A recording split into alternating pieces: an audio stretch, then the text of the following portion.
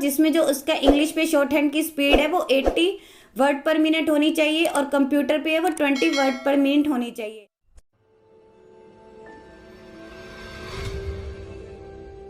Hello friends, welcome to my channel. तो आज हम बात करेंगे डिस्ट्रिक्ट एंड सेशन जज के ऑफिस में रूपनगर में जो टोटल वैकेंसी निकली है वो 38 है, जिसमें 31 जो वैकेंसीज रहेंगी वो क्लर्क की रहेंगी, 7 वैकेंसी है वो स्टेनोग्राफर की है और इसकी जो एप्लीकेशन की जो लास्ट डेट रहेगी वो आपकी 13 अगस्त तक रहेगी।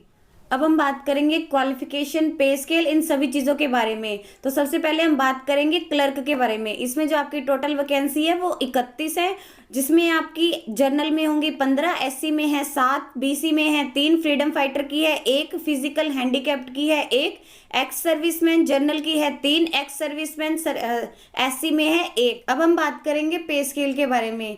इसमें जो आपका पे स्केल रहेगा वो 10,300 से लेके 34,800 तक रहेगा। आपका जो ग्रेड पे होगा वो 3200 होगा।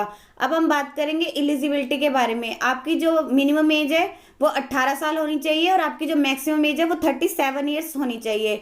इसके अलावा आपकी जो क्वालिफिकेशन के बारे में बात करेंगे, आपके पास या तो बीए, बीएससी या इसकी इक्विवेलेंट कोई भी डिग्री होनी चाहिए रिकॉग्नाइज्ड यूनिवर्सिटी से।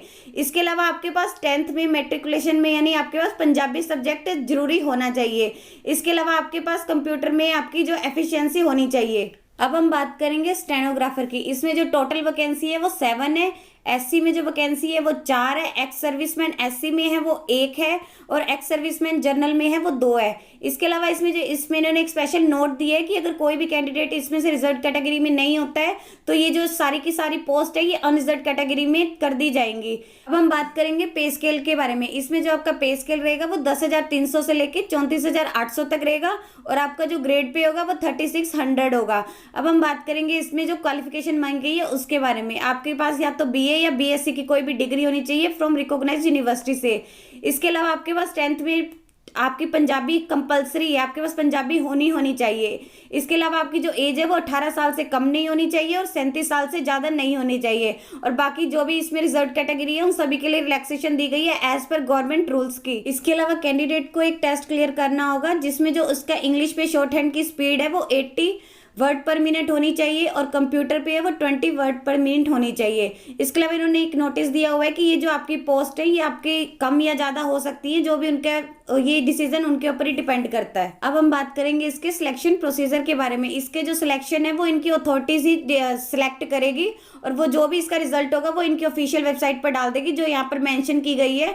तो आपको कंटिन्यूसली इस पर विजिट करते रहना है। आप जैसे ये नोटिफिकेशन पढ़ेंगे तो इसके एंड में एक एप्लीकेशन फॉर्म दिया हुआ है, तो मैं आपको ये बता देती हूँ कि आपने कैसे भरना है।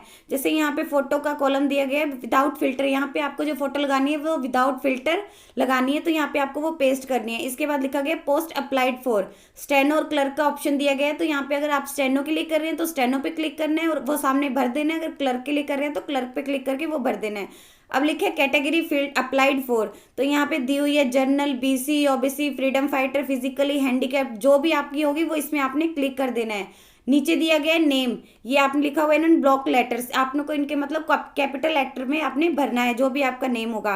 आगे लिखा हुआ है फादर और हस्बैंड नेम, जो भी आपने है, अगर फादर नेम है तो आपके जो भी 10th के सर्टिफिकेट होगा वही इसने यहाँ पे लिखना है। डेट ऑफ बर्थ भी वही लिखनी है जो आपके 10th के सर्टिफिकेट में होगी।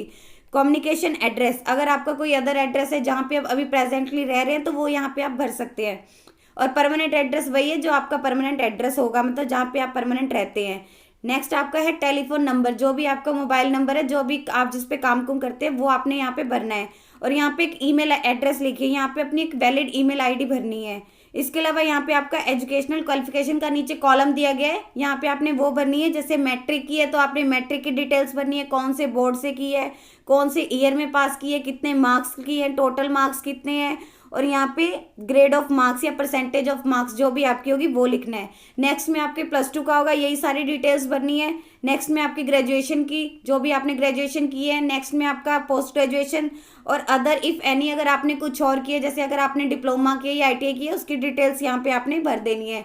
नेक्स्ट में आपका एक्सपीरियंस इन गवर्नमेंट डिपार्टमेंट, अगर आप किसी गवर्नमेंट डिपार्टमेंट में एम्प्लॉई हैं तो उसका नाम भरना है डिपार्टमेंट का। और यहाँ पे आपने उसका पीरियड भरना है कि आपने कब से कब तक यहाँ पे काम किया है। इसके अलावा अगर आपके पास किसी और अदर ऑर्गेनाइजेशन का वर्क एक्सपीरियंस है तो वो यहाँ पे आपने भरना है कि यहाँ पे आपके डिपार्टमेंट का नाम आ जाएगा और नेक्स्ट में आपके ये आ जाएगा। और देन आपने यहाँ पे डिक्लेरेशन दी हुई है, आपने ये रीड कर लेनी है अच्छे से और यहाँ पे आपके सिग्नेचर आएंगे। इसके अलावा इन्होंने लिस्ट की एक डॉक्यूमेंट की लिस्ट लगाई है जो आपके इसके साथ अटैच होनी चाहिए। फर्स्ट आपका है एज प्रूफ, जो जिसमें आपकी एज होगी। सेकंड आपका है मैट्रिकुलेशन सर्टिफिकेट। थर्ड आपका है क्वालिफिकेशन सर्टिफिकेट, जो भी आपकी क्वालिफिकेशन हायर क्वालिफिकेशन है उसका सर्टिफिकेट होना चाहिए। फोर्थ आपका है अगर आपने रिजर्व कैटेगरी के लिए भरा है तो उसका सर्टिफिकेट होना चाहिए, कास्ट सर्टिफिकेट। फिफ्थ आपका है अगर आप एक्स सर्विसमैन से बिलोंग करते हैं तो आप एक्स सर्विसमैन की कैटेगरी से है तो उसका सर्टिफिकेट होना चाहिए। और नेक्स्ट आपका है डिसेबिलिटी सर्टिफिकेट, अगर आपकी कोई डिसेबिलिटी है तो आपके पास उसका भी सर्टिफिकेट होगा।